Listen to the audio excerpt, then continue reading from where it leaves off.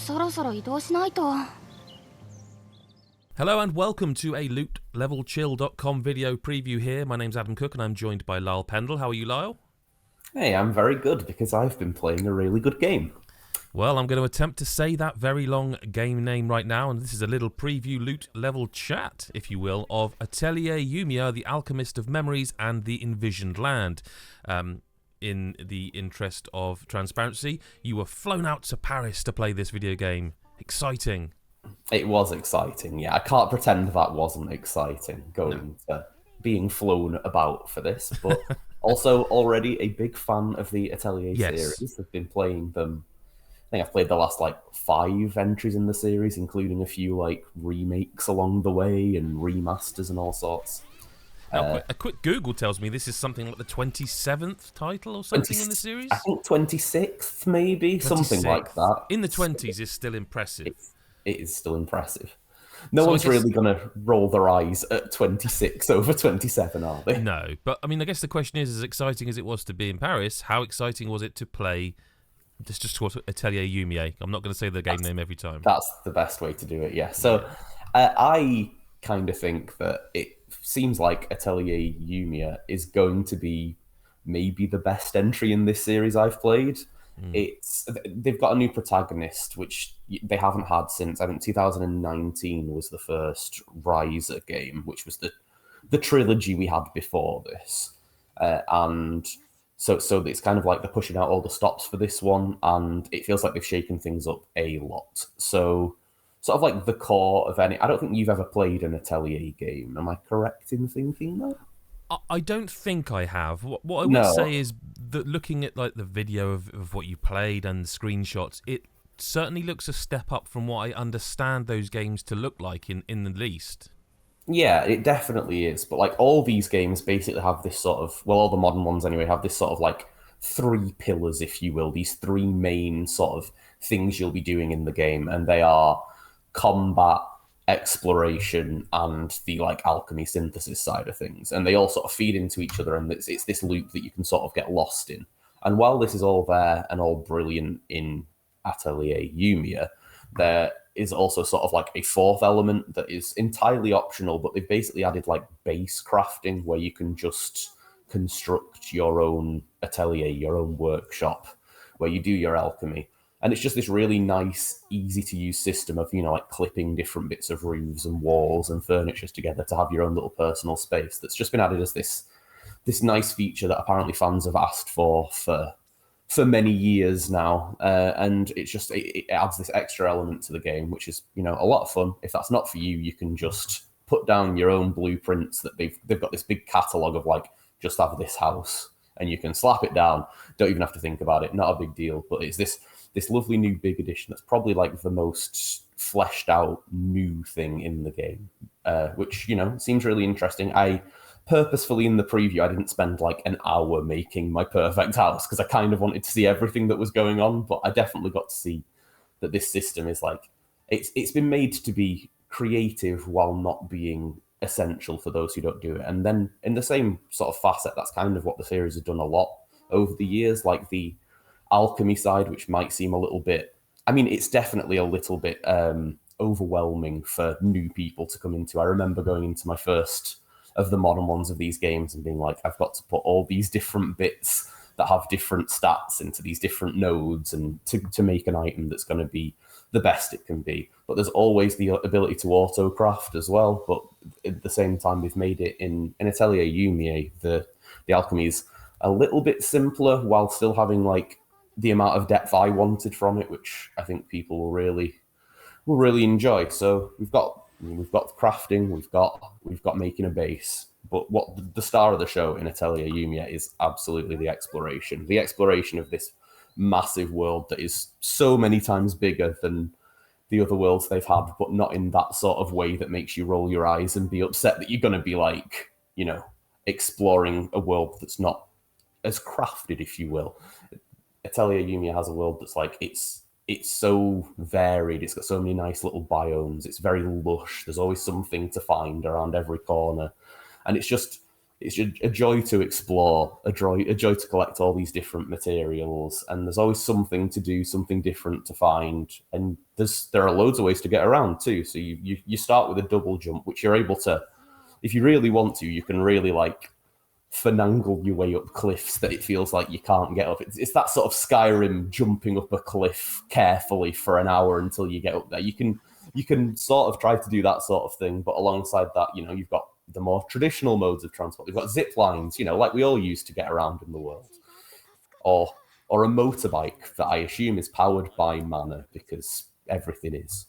It looks gorgeous. Like, I It's don't want to really keep pretty, harping yeah. on about the visuals, but like, as someone unfamiliar with the series, like, and this is going to probably sound to especially someone like yourself who's a fan, like I'm damning it with faint praise, and that is not my intention.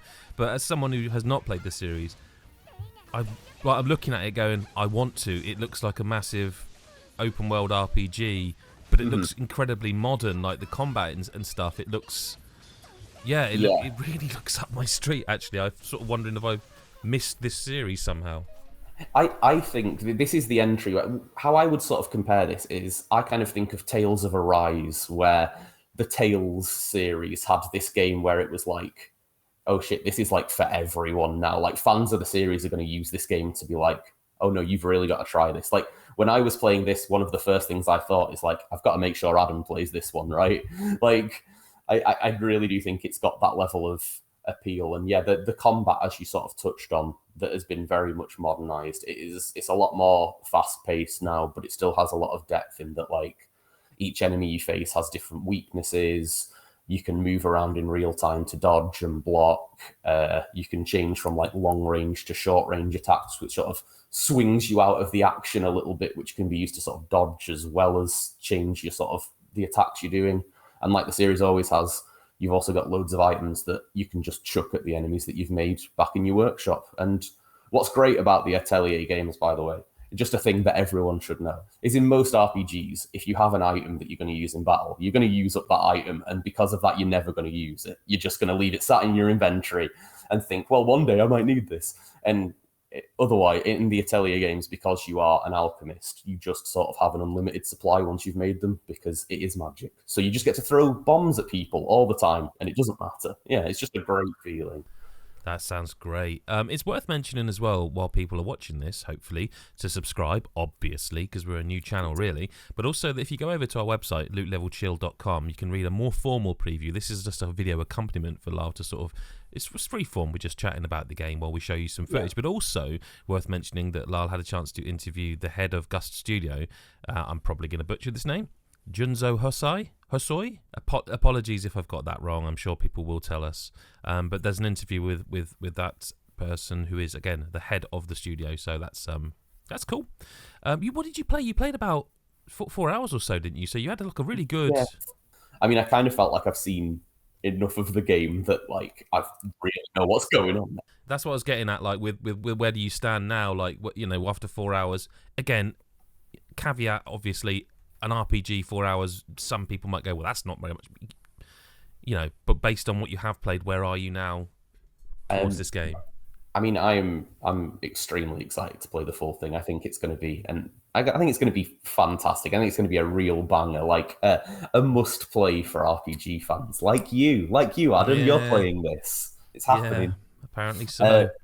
There are definitely, in that time frame, there are some systems I didn't get to like fully dive into. Like, there's kind of like a big checklist that you get given for each of the big like overall areas in the game of things to do, like collect so many things, find these many treasure chests, kill this many of each enemy, that are just like open world things to do, but that just felt very rewarding and easy to like tick off as you go. But I only got to do that for maybe half an hour before I'd sort of reached the end of my time. There's a skill tree that has different abilities for like, so your skill points you can kind of spread however you want to. So you can have you can get new exploration abilities that might level up your jump to make it easier for you to get to new places. You can upgrade your combat, you can upgrade your alchemy, all these different things. And like, obviously, I only had a limited amount of skill points in 4 hours, and there were definitely things towards the end of those trees that seemed more exciting than some of the things I unlocked. So it'll be interesting to see how that ends up going. I will say, sort of very early game,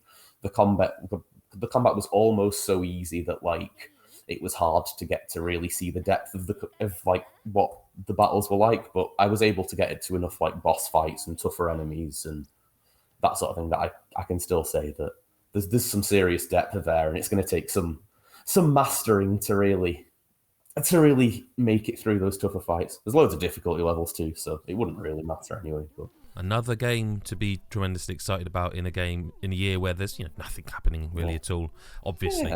No, nothing at all. Next month as well. You've not got long. Yeah, well, that's what I was about to say. Atelier Yumia, The Alchemist of Memories and the Envisioned Land is out on March 21st. I believe it's coming to Switch as well as PlayStation and Xbox and PC. So there you go. First time the series has been on Xbox as well. That's what I was sort of looking at just a minute ago. Like, is this because you never know with certain sort of publishers and stuff. But yeah.